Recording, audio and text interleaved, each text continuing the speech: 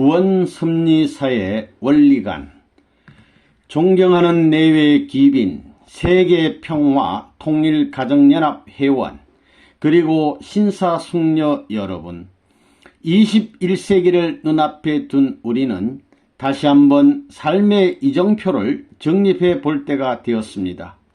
이런 때에 본인은 오늘 각계의 고명하신 지도자 여러분과 더불어 인간 생명의 요람이요 평화 세계의 초석이 될 참가정에 관하여 함께 말씀을 나누게 된 것을 무한한 기쁨으로 생각합니다. 오늘의 이 모임이 미래의 건전한 가정과 평화의 세계를 이루는 귀한 동기가 되기를 바랍니다. 하나님은 절대자이시며 유일, 불변, 영원하신 분입니다. 그의 뜻도 마찬가지입니다. 만일 아담 헤아가 하나님의 사랑으로 일체가 되었다면 만사는 완전 완성인 것입니다. 그러므로 하나님의 출발과 목적과 과정, 그리고 그 원인과 결과와 방향도 절대적인 것입니다.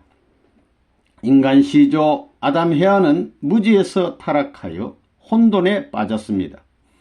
개인적 무지와 혼돈에서 가정으로, 그리고 국가, 세계적 무지와 혼돈에 빠지게 되었습니다. 이 타락군을 벗어나기 위한 것이 종교와 구원 섭리의 노력인 것입니다. 끝날에는 메시아가 와서 하나님 편에서 보는 절대 유일 불변 영원한 원인과 방향과 결과를 확실하게 가르쳐 주어 무지와 혼돈의 세계를 청산하여 본연의 하나님의 품으로 돌아가야 할 것이 뜻의 완성인 것입니다. 그렇게 되지 않으면 끝날에는 모든 종교도 주의 사상도 국가도 다 망하게 되는 것입니다. 지금이 바로 그 때인 것입니다. 여러분이 아시다시피 지금 인류 역사는 2000년대를 향한 대전환점을 맞고 있습니다. 이러한 중대한 시점에서 오늘 구원섭리사의 원리관을 주제로 새 이상세계의 참가정을 준비하는 우리의 마음을 다지고자 합니다. 참사랑은 경험을 통해 얻어진다. 창조주와 인간과의 참사랑을 중심 삼고 완전 완성을 바라시는 하나님은 인간과 일체된 조건이 필요했습니다. 그래서 하나님은 인간 시조에게 주실 계명이 필요했던 것입니다. 인간이 성장기간을 거쳐 자라 올라가는 미완성 단계에 있었음을 아시고 하나님은 자녀인 인간에게 가장 귀한 참사랑을 상속해 주시려는 조건이 계명이었습니다. 원래 참사랑은 경험을 통해 얻고 체후를 통해 알게 되어 있습니다. 참사랑은 말이나 글 혹은 일반 교육을 통해 터득할 수 있는 것이 아닙니다. 생활을 통해서만이 완전히 체득하는 것입니다. 아기로 지원받은 아담 헤아는 성장하면서 단계적 생활을 통해 경험함으로써 참된 자녀의 심정, 참된 형제의 심정, 참된 부부의 심정, 참된 부모의 심정을 체울하여 완성하게 되어 있습니다. 하나님의 참사랑을 전체적으로 체득할 때 비로소 창조 목적을 완성한 이상적인 인간이 되는 것입니다. 사람은 자기의 사랑하는 상대가 자기보다 몇천만 배, 아니 무한대의 가치적인 존재로 나타나기를 소원합니다. 이와 같이 하나님도 당신이 사랑하는 상대인 인간이 무한한 가치적 존재가 되기를 바라시는 것입니다.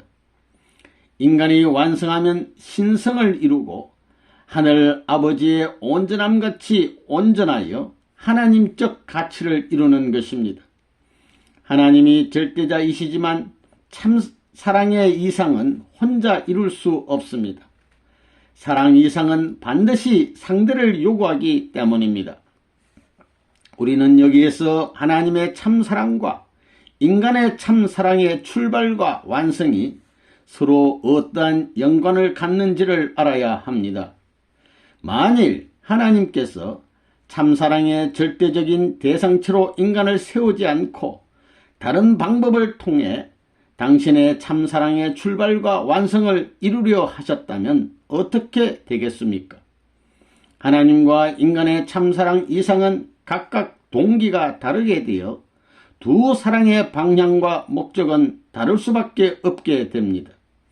이렇게 된다면 하나님의 사랑 이상은 인간보다 상위에 또 다른 사랑의 대상을 세워서 이루어야 하며, 한편으로 인간의 사랑 이상은 하나님과 직접적인 관계를 가질 수 없게 되고 맙니다. 참사랑의 주체자 되신 하나님께서는 그 참사랑의 상대자로 인간을 세웠습니다. 하나님의 사랑 이상은 인간을 통해서만 완성이 되는 것입니다. 하나님의 창조 목적은 신인의 일체의 절대적 사랑 이상 세계입니다. 인간은 하나님의 최고 최선의 사랑의 대상으로 지원받았습니다. 그런 거로 인간은 창조물 중에서 유일하게 하나님의 실체를 입은 대상입니다.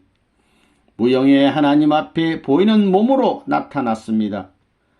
인간은 완성하면 하나님의 성전이 됩니다. 하나님이 자유롭게 또 평안하게 언제나 들어와서 거하실 수 있는 유형의 실체입니다. 하나님의 절대적인 참사랑의 전체적 이상은 인간을 통해 부모와 자식의 종적 관계로 실현 완성됩니다. 하나님의 창조가 필요했던 이유. 하나님은 당신의 몸으로 아담을 먼저 지으셨습니다. 아담은 하나님의 아들인 동시에 채를 쓴 하나님 자신이기도 합니다. 그 다음 아담의 상대자로 헤와를 지으셔서 횡적인 사랑, 즉 부부 사랑 이상을 완성하고자 했습니다. 헤와는 하나님의 딸인 동시에 하나님의 횡적 사랑의 이상을 실체로 완성할 신부이기도 한 것입니다. 아담 헤와가 완성하여 하나님의 축복하에 결혼을 하고 첫사랑을 맺는 그 자리는 곧 하나님이 실체의 신부를 맞는 자리인 것입니다. 아담 헤와의 부부 사랑 이상이 횡적으로 결실되는 그 자리에 하나님의 절대 사랑 이상이 종적으로 임재, 동참하심으로써 하나님의 참사랑과 인간의 참사랑이 한 점에서 종행의 기점을 중심하고 출발하여 한 점에서 결실 완성하게 되는 것입니다. 하나님의 창조는 필연이었습니다. 목적 없는 창조는 가상할 수 없습니다. 하나님께 있어서 창조가 필요하셨던 이유는 단 하나, 참사랑의 이상이었습니다. 가장 간단하고 저급한 피조물로부터 인간에 이르기까지 각각 주체와 대상, 양성과 음성의 쌍쌍으로 전개하신 이유도 사랑 이상 아래 상대 관계를 형성하기 위한 것입니다. 창조물의 사랑 이상과 하나님의 궁극적인 사랑 이상이 별개가 아닙니다. 인간 세계 남자와 여자의 사랑 완성을 통하여 하나님의 절대 사랑이 완성되도록 하신 것이 창조 원리입니다. 태초에 인간을 아담 헤와 일남 인류로 창조하신 이유도 여기에 있습니다. 하나님의 창조 목적은 아담 헤와가 참사랑의 주체이신 하나님의 계명을 지켜 참사람으로 완성되는 것입니다. 나아가 하나님의 참사랑으로 하나된 참된 부부가 되는 것입니다. 또한 그들이 그 참사랑 속에서 아들, 딸을 갖고 행복하게 잘 살 수 있는 참 부모가 되는 것입니다. 아담 헤와가 참사랑으로 완성되는 것은 곧 하나님께서 실체를 입는 소망이 성취되는 것입니다. 그리고 그들이 참된 부부로 완성되는 것은 곧 하나님의 절대적인 사랑 이상의 완성을 의미합니다. 다음으로 아담 해와가 선한 자녀를 가져 참부모가 되는 것은 곧 하나님께서 영존의 부모 위를 실체적으로 확정짓고 또 하나님이 인간 혈대를 통해 자자손손 번성하심으로써 천상 천국의 시민을 무한으로 두시고 싶으신 이상을 성취하시게 되는 것입니다. 그런데 인간 시조 아담 해와는 타락하고 말았습니다. 에덴에서 쫓겨날 때 그들은 자녀를 거느리지 않았습니다. 하나님이 쫓아낸 아담 해와를 에덴 바깥까지 찾아가서 축복하고 결혼식을 해 주셨을 리 만무합니다. 전 인류는 하나님의 사랑과 관계없이 번식한 쫓겨난 조상의 후손입니다. 아담 해와의 타락은 불륜에서 비롯. 만장하신 내외의 기빈 여러분, 인류의 타락이 나무 열매를 따먹은 결과일 수 있겠습니까? 아담 해와의 타락은 하나님의 참사랑 이상을 저버린 불륜의 범죄입니다.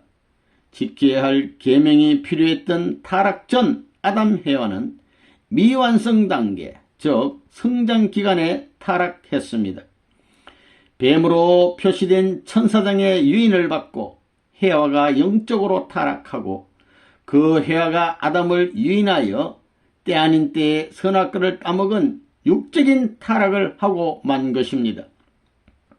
본연의 동산에서 하나님과 대화하면서 기쁘게 뛰놀며 살던 아담 해와가 사망을 무릅쓰고까지 저지를 수 있는 가능한 범죄는 잘못된 사랑의 범죄밖에 없는 것입니다. 인류 조상의 첫 사랑의 결합은 하나님 자신의 사랑의 완성이기도 하므로 마땅히 하나님도 아담 해와도 우주 만상도 환희와 축복 속에 취하는 행복한 잔치의 연속이어야 합니다. 하나님의 사랑과 생명과 혈통이 인간 속에서 시온을 이루면서 정착하는 행복한 의식이어야 합니다. 그런데 그들은 하체를 가리고 나무 뒤에 숨어 불안에 떨었습니다. 천도를 거역하는 거짓 사랑, 거짓 생명, 거짓 혈통의 근원을 만든 불륜의 관계를 맺었기 때문입니다. 타락한 아담 해와의 후손인 전 인류는 자자손손 태어날 때부터 원죄가 있게 됩니다. 인류가 개체 속에 마음과 몸의 상충을 모순으로 느끼게 됨도 타락에서 고난했고 사랑의 질서가 물러난 사회 속에서 본심이 원치 않는 삶을 살아감도 모두 여기에서 연유했습니다. 사랑의 이상을 중심하고 볼 때 동식물 세계에서는 그 사랑의 관계가 모든 번식을 전제로 해서만 이루어집니다. 그러나 인간만은 그 예외입니다. 인간은 부부사랑의 관계의 자유를 누립니다. 이것이 만물에 영장된 특권입니다. 하나님은 아들, 딸인 인간이 무한한 사랑의 기쁨을 갖도록 축복했습니다. 하나님이 허락한 참된 자유는 책임성을 전제로 합니다. 만일 책임성이 없이 개개인의 사랑의 자유만 주장하고 실천한다면 얼마나 큰 혼란과 파국이 오겠습니까? 지고한 사랑 이상을 이룰 인간의 완성은 사랑에 대한 책임성을 지닐 때 가능한 것입니다. 사랑의 책임성 3가지. 그 책임성은 다음 3가지로 생각할 수 있습니다. 첫째, 인간은 사랑의 자유를 주신 하나님께 감사하면서 자기 수양, 자기 관장으로 자유의 주체가 되는 책임입니다. 사람에게 있어서 사랑의 책임성은 법이나 이목 때문에 지키는 것이 아니고 하나님과의 생명적, 종적 관계 속에서 자주간 자기 결단으로 지켜지는 것입니다. 둘째는 상대에 대한 책임성입니다. 인간은 본성적으로 자기 상대에 자기에 대한 사랑이 나누어지기를 원치 않습니다. 부부간의 행적인 사랑의 관계는 부모와 자식 간의 종적인 사랑의 관계와 달리 나누어주면 벌써 그 온전성이 파괴됩니다. 이는 부부간의 절대적인 사랑의 일체를 이루게 되어 있는 창조 원리 때문입니다. 사람은 자기 상대를 절대로 위해야 할 사랑의 책임성이 있습니다. 셋째는 자녀에 대한 사랑의 책임성입니다. 자녀들의 사랑과 행복의 기준은 부모의 사랑입니다. 자녀들은 참 사랑으로 화합일체된 부모를 통해 생명이 태어나고 그러한 사랑 속에서 양육되기를 바랍니다. 부모의 자녀에 대한 가장 귀한 책임은 외적인 양육만이 아니라 그들의 영성을 온전하게 해줄 참사랑의 생명적인 요소를 제공하는 것입니다. 가정이 소중한 이유는 이 때문입니다. 생활적인 경험을 통해 체득하는 참된 자식의 심정, 형제의 심정, 부부의 심정, 부모의 심정은 참된 가정 외에는 그 어느 곳에서도 얻을 수 없습니다. 아담 헤아가 하나님을 중심한 참사랑의 부부를 이루게 되면 하나님은 이상하셨던 대로 당신의 실체인 아담의 몸 안에 거하시면서 헤아를 사랑하시게 되는 것입니다. 나아가 아담 헤아는 하나님의 실체를 쓴 참 부모가 되어 선한 사랑, 선한 생명, 선한 혈통의 시온이 되었을 것입니다. 그런데 타락으로 말미암아 아담 헤아는 사탄의 실체가 되어 악한 부부, 악한 부모, 악한 조상이 되고 말았습니다. 그들의 결합은 악한 사랑과 악한 생명과 악한 혈통의 뿌리가 되고 말았던 것입니다. 인류는 모두 이 뿌리에 고난을 두었으므로 태어날 때부터 하나님의 원수요 간부인 사탄의 후손이 되어 악한 부모의 혈통을 이어받게 되고 만 것입니다. 인류 조상의 타락으로 참사랑의 이상이 허물어졌을 때 하나님의 괴로움이 얼마나 크셨겠습니까? 하나님의 자녀가 되어야 할 인간들이 본래의 부모인 당신을 알지 못하고 오히려 사탄을 섬기는데도 하나님께서는 구원 역사를 해오신 것입니다. 절대적인 하나님의 창조 이상도 절대적이므로 슬픈 구원 역사를 하실 수밖에 없었습니다. 하나님의 구원 섭리는 잃어버린 참사랑의 창조 목적을 다시 회복하는 복귀 섭리입니다. 그러므로 구원 섭리는 재창조 섭리이기도 합니다. 이런 점에서 복귀 섭리의 근본은 어떻게 하면 창조 이상을 완성할 인간의 시, 본연의 아기씨를 찾느냐에 있게 됩니다. 하나님이 제일 싫어하는 간부된 사탄의 거짓 사랑으로 유래된 생명과 혈통을 청산해야 합니다. 하나님의 참사랑과 생명과 혈통과 일체된 구세주 참 부모를 어떻게 태어나게 하느냐 하는 것입니다. 인간 조상이 자기 책임 분담을 완수하지 못하고 불륜한 혈통관계를 맺어 사탄의 주관을 받게 되었으니 하나님께서 직접 나서서 원상 회복시킬 수는 없는 것입니다. 하나님은 사탄 편으로 돌아간 인류를 조건 없이 선한 입장에서 취할 수도 칠 수도 없는 것입니다. 하나님께서는 선편에 있는 중심 인물을 세워 먼저 맞으면서 탕감 조건을 세우게 하여 빼앗아오는 작전을 해 오셨습니다. 그러나 사탄은 먼저 치고 빼앗기는 입장이 되었습니다.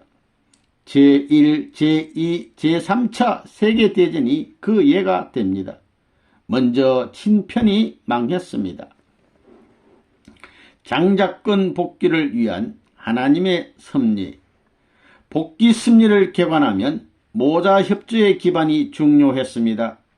야곱 때, 모세 때, 예수님 때 다 그러했습니다. 타락의 장본인인 헤아를 대신하여 책임하는 어머니를 세워 차자와 모자 협조를 하면서 사탄의 혈통과 생명을 분립하려는 섭리가 있어 왔기 때문입니다.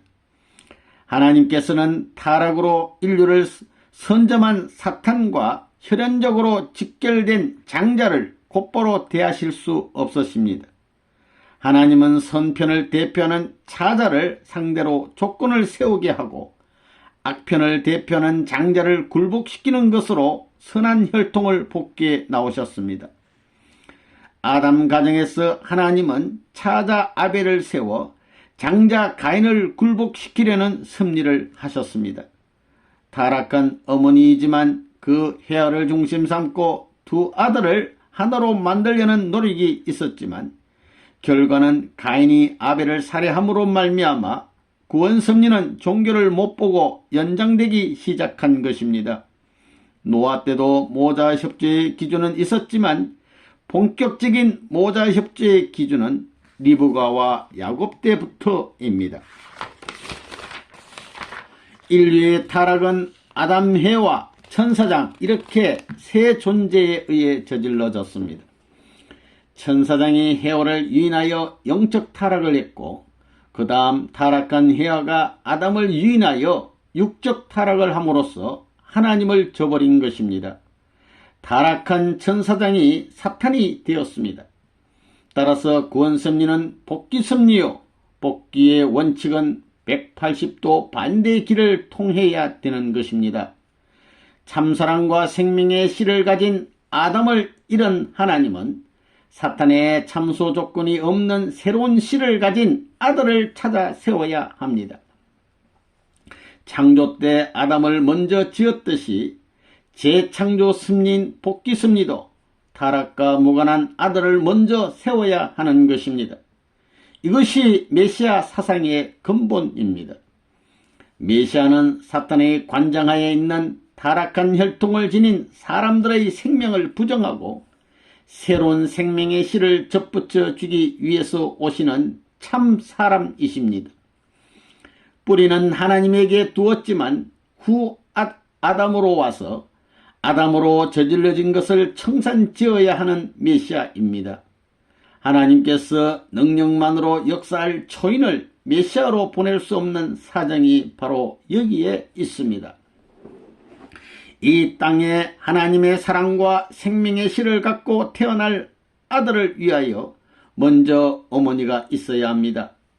어머니가 아들을 낳더라도 그냥 그대로 낳을 수가 없는 것입니다. 반드시 복귀의 공식을 통해 낳아야 되는 것입니다. 복귀 섭리 속에 나타난 모자 협조는 모두가 하늘의 아들이 사탄의 참소를 벗어난 새 생명의 씨를 지니고 착지하기 위한 준비요 조건인 것입니다. 모자 모두 사탄의 공격을 벗어날 수 있는 조건을 세운 터 위에서 사탄을 대표하는 장자를 굴복시킴으로써 사탄이 선점한 사랑과 생명과 혈통을 복귀해 오신 것입니다. 하나님의 섭리 역사를 기록한 성경 속에 이해할 수 없는 기록들이 많이 있습니다. 리브가가 남편 이삭과 장자 에스를 속이고 차자 야곱을 도와 그가 축복을 받게 했습니다. 하나님께서는 일견으로 부당해 보이는 방법을 동원한 그 모자의 편에 서시어서 그들에게 축복을 계속해 주었습니다. 아담 가정에서는 가인과 아벨 형제가 태회에서 다투어 차자 아벨이 오히려 죽임을 당했습니다. 다말의 신앙. 야곱은 아벨 이후 선편에 선 많은 사람의 희생과 탕감 조건의 기대 위에 섰으므로 선점한 사탄을 더욱더 따라잡아 쌍태의 형인 에스를 상대하게 된 것입니다. 결과적으로 야곱은 약복강에서 천사를 굴복시키는 영적 승리의 조건과 실제 천사장의 몸인 에스를 굴복시킴으로써 역사 이래 처음으로 승리했다는 이스라엘의 축복을 받게 되었습니다. 그러나 그때는 이미 나이가 40대였습니다. 사탄의 거짓 사랑의 씨가 해와의 태중에 뿌려져 악의 생명이 태어났으므로 하나님께서는 어머니의 태중까지 들어가서 분별해 놓지 않고서는 하늘의 아들이 태중에서 탄생될 수는 없는 것입니다. 그러므로 야곱의 승리에 의해서도 아직 분별되지 아니한 잉태에서부터 40대까지의 기간도 사탄의 분립이 이루어져야 합니다. 결과적으로 이 책임을 맡은 위대한 어머니가 다말입니다. 다말은 유다의 장남 엘과 결혼했지만 엘은 하나님께 합당한 사람이 아니어서 죽고 말았습니다.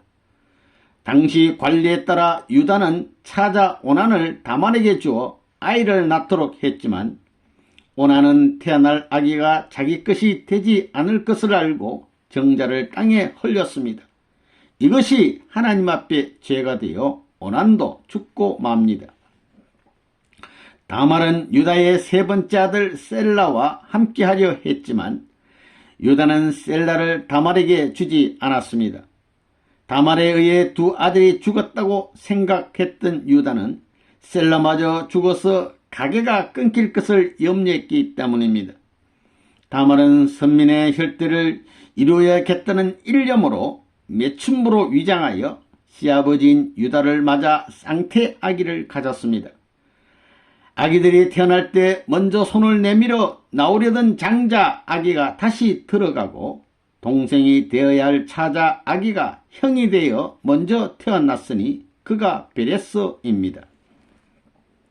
다말의 태중에서 장자와 차자가 싸워 분립되는 태중복귀가 이루어진 것입니다. 이러한 조건 위에 선민의 혈족을 모아 2000년 후에 로마 제국의 국가 기준을 대체할 이스라엘 국가적 터 위에 메시아가 잉태될 수 있었던 것입니다. 하나님의 아들의 씨가 준비되어진 어머니의 태중에 사탄의 참수 없이 자리를 찾을 수 있게 된 국가적 승리의 터전이 조성된 것입니다. 이러한 기반 위에 성모 마리아가 승리의 주류에 등장하는 것입니다. 예수님 탄생과 종족의 책임. 요셉과 약혼한 마리아는 자기의 몸을 통해 메시아가 태어난다는 가브리엘 천사장의 놀라운 메시지를 받았습니다. 처녀의 입장에서 아기를 가지면 죽을 수밖에 없는 것이 당시의 규례였지만 주의 계집종이 오니 말씀대로 내게 이루어지이다 하면서 절대신앙으로 하나님의 뜻을 받았습니다. 마리아는 친족이요 존경받는 대제사장 사가랴에게 상담했습니다. 사가랴 가정에서는 그 부인 엘리사벳이 하나님의 능력에 의하여 임신한 세례 요한을 태중에 지닌 채 마리아에 대하여 여자 중에 너가 복이 있으며 너 태중의 아이도 복이 있도다. 내 주의 모친이 내게 나오니 이 어찌된 일인고 하며 예수님의 잉태를 증거했습니다. 이렇게 하나님께서는 마리아와 사가랴와 엘리사벳으로 하여금 메시아의 탄생을 제일 먼저 알게 하였습니다. 이들은 예수님을 잘 모시고 하나님의 뜻을 잘 받들어야 할 중대한 사명을 가진 자들이었습니다. 사가랴 부부는 마리아를 자기들 집에 머무르게 하였습니다. 예수님은 사가랴 가정에서 잉태되었습니다. 엘리사벳과 마리아 사이는 어머니적으로 이종자매 관계였지만 섭리상으로는 언니 가인과 동생 아벨의 관계였습니다. 사가랴 앞에서 엘리사벳의 도움을 받은 마리아는 레와와 라헬이 야곱 가정에서 모자가 일체되지 못했던 것을 국가적 기준에서 사가랴 가정을 통하여 탕감하는 조건까지 세우면서 예수님을 탄생시켜야 했습니다. 역사 이래 처음으로 하나님의 아들의 씨, 참 아버지가 되어야 할 씨가 준비된 어머니의 태중에 사탄의 참소 조건 없이 착지한 것입니다. 그러므로 지상에 처음으로 하나님의 첫사랑을 독차지할 수 있는 독생자가 탄생하게 된 것입니다. 당시의 법도에 의해 용인될 수도 없고 또 상식으로도 생각할 수 없는 일을 마리아가 해내야 했습니다. 세 사람이 모두 영적으로 감동되었고 하나님으로부터 온 계시에 따라 그것이 하나님의 뜻이요 소원임을 무조건 믿고 따라야 했기 때문이었습니다. 하나님의 아들은 비록 착진은 했다 하더라도 사탄 세계 안에서 무사히 자라 뜻을 이루기 위해서는 보호받을 울타리가 필요한 것입니다. 하나님은 사가랴 가정의 세 사람에게 그 기반이 되어줄 것을 기대하셨습니다. 세 사람이 하나님의 아들을 보호하고 모시는 일에 어떻게 전념하고 얼마나 오랫동안 하나 되었느냐에 대해서는 생각해야 할 점이 많습니다. 성경에는 마리아가 석 달쯤 함께 있다가 집으로 돌아가니라 고 기록하고 있습니다. 그 후 성서에서 보는 한 마리아와 엘리사벳과 사가랴는 서로 교통한 기록이 없습니다. 여기서부터 마리아와 예수님의 어려움이 시작됩니다. 사가랴 가정은 최후까지 예수님의 울타리가 되어야 했습니다. 조금 지나서 요셉은 마리아가 임신한 사실을 알게 됩니다. 이때 그의 충격이 얼마나 컸겠습니까? 사랑하는 약혼자 마리아가 자신과는 아무런 관계도 없는 상태에서 3개월간 어딘가 갔다가 돌아왔을 때는 아기를 임신하고 있었으니 요셉이 마리아에게 태내에 누구의 아이를 갖고 있는지를 추궁하는 것은 당연한 일이었습니다. 그때 만일 마리아가 정직하게 이야기해 버렸다면 무슨 일이 벌어졌겠습니까? 만일 밝히는 날에는 일족이 멸망하게 되는 것입니다. 그러므로 마리아는 오직 성령으로 잉태했다고 말했던 것입니다. 마리아의 배가 불러왔고 주위 사람들도 임신한 것을 알게 되었습니다. 그때 요셉이 자기는 모르는 일이라고 했다면 또 어떻게 되었겠습니까? 요셉은 하나님의 계시를 믿고 임신이 자신의 책임이라고 방어한 의인이었습니다.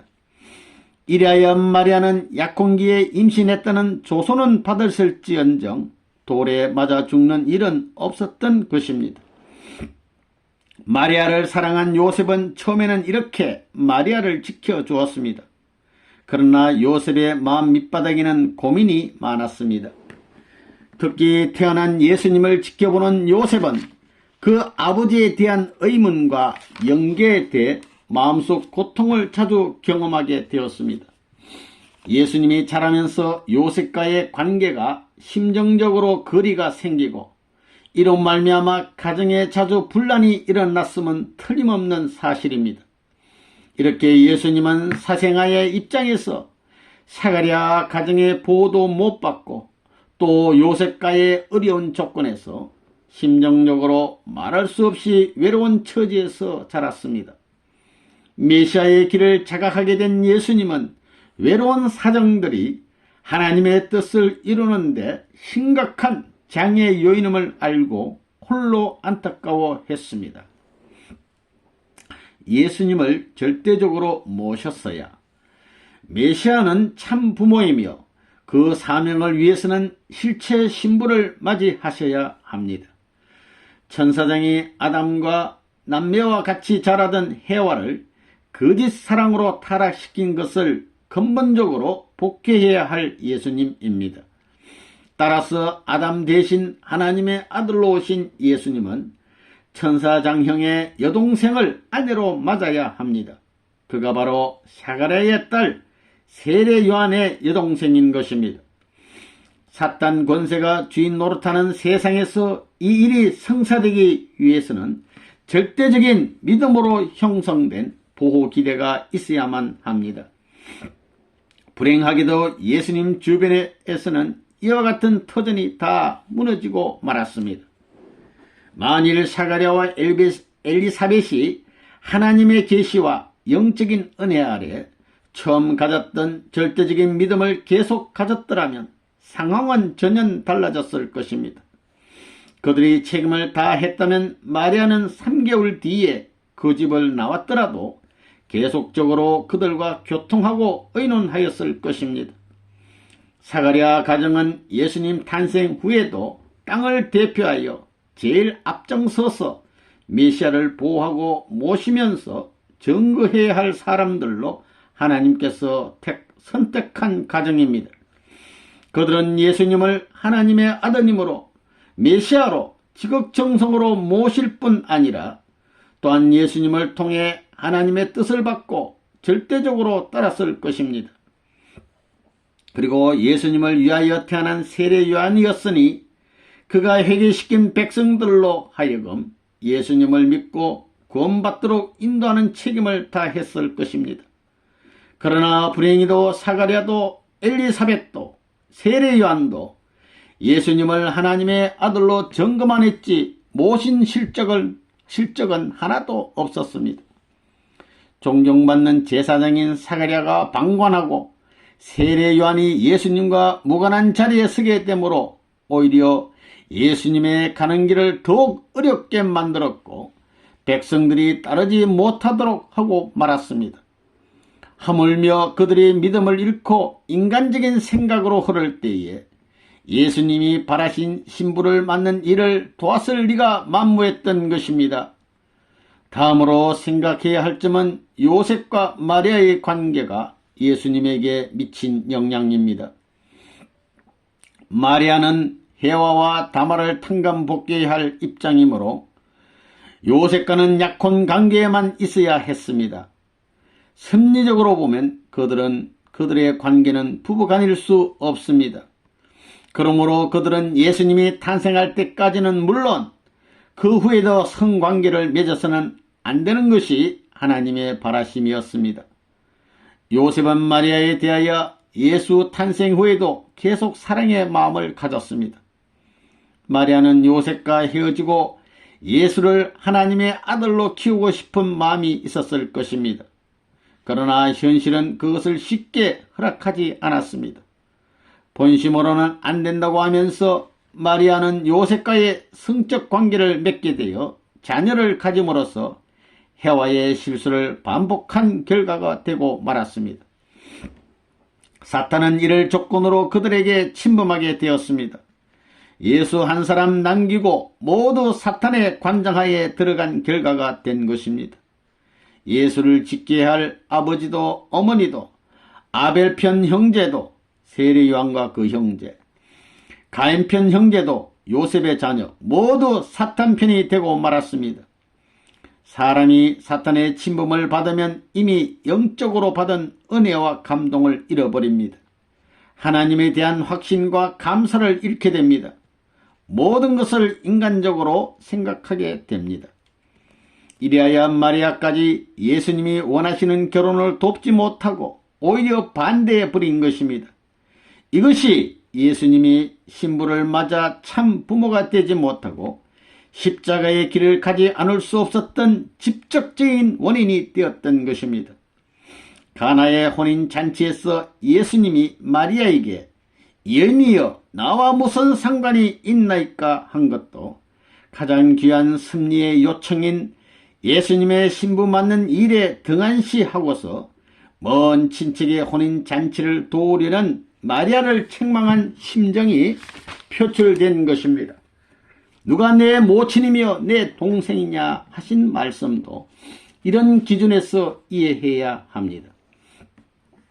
예수님은 어머니 마리아로부터도 사가랴 엘리사벳으로부터도 반대를 받고 최후로 세례 요한으로부터도 반대를 받아 육친의 보호를 받으면서 사명을 완수할 것을 단념할 수밖에 없었습니다.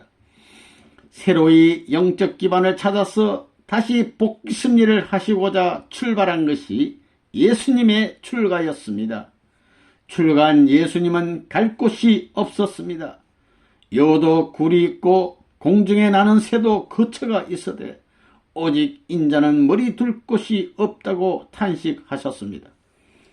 가문의 기반을 잃은 예수님은 그것을 대신할 수 있는 기반을 찾아 나선 것입니다. 이것이 예수님의 3년 노정이었습니다. 그러나 민족이 불신하고 제자들의 믿음이 약해져서 사탄의 침범을 받고 말았으므로 예수님의 기대는 무너지고 십자가의 길을 가실 수밖에 없었습니다. 본래 예수님은 메시아로 지상에 와서 제자들과 만민을 축복하시고 죄 없는 천국을 이루어야 했습니다. 그런데 불신을 받아 신부를 맞지 못하였으므로 참 부모가 되지 못하여 그 사명을 완수할 수가 없었습니다. 그래서 재림할 것을 약속하셨습니다. 오늘 이처럼 예수님과 마리아에 관한 내용을 상세히 밝혀드리는 것은 그동안 기존 천주교와 개신교의 반대가 많았었지만 성서에서 말했듯이 땅에서 무엇이든지 매면 하늘에서도 매일 것이요 너가 땅에서 무엇이든지 풀면 하늘에서도 풀리리라 고 하신 진리대로 예수님과 마리아를 해방시켜 드리기 위한 것입니다. 재림주는 예수님이 못다한 하나님의 복귀 섭리의 근본을 완성하러 오십니다. 즉 창조 이상을 완성할 참된 본연의 아기씨로 와서 하나님의 참사랑, 참생명, 참혈통의 권원이 되는 참부모 이상을 완성하러 오십니다. 그는 이미 예수 때까지 하나님 편이 승리한 근본 섭리의 터전 위에 임재하십니다. 즉 예수님이 장성하실 때까지의 승리적인 기반 위에 바로 서시어서 그가 못다신 신부를 찾아 참부모가 되시어 만민을 구해주시는 것입니다. 그러므로 참부모는 혈통을 전환하는 새로운 결혼 행사를 통하여 전 인류로 하여금 하나님의 참사랑, 참생명, 참혈통으로 접붙여 참된 사람으로 구원하고 나아가 참된 가정을 이루어 지상천국을 건설하시는 것입니다. 국제합동결혼식의 의 따라서 재림주는 육신을 쓰고 오셔서 새로운 혈통관계를 편성하여야 하는 것이며 이것이 국제합동결혼식인 것입니다.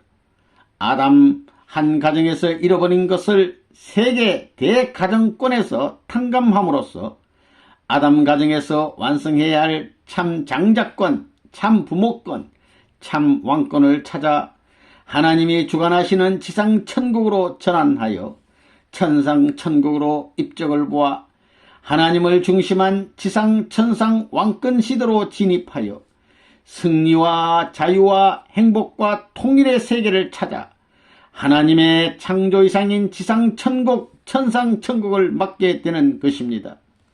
이것이 구원섭리사의 원리관입니다. 여러분들도 다가오는 360만 쌍 국제합동결혼식에 참석하여 하나님과 전 인류의 대희망인 지상천상천국에 입적하는 복받는 가정이 되기를 바랍니다. 친애하는 각계 지도자 그리고 내외 기빈 여러분, 오늘 이 뜻깊은 모임에 참석해 주신 여러분에게 다시 한번 깊은 감사를 드립니다. 아울러 여러분 모두가 이 역사적인 방향에 일치되어서 평화세계 건설의 선구자가 되어 주시기를 바랍니다. 여러분과 여러분의 가정에 하나님의 축복이 함께 하시기를 기도합니다. 감사합니다.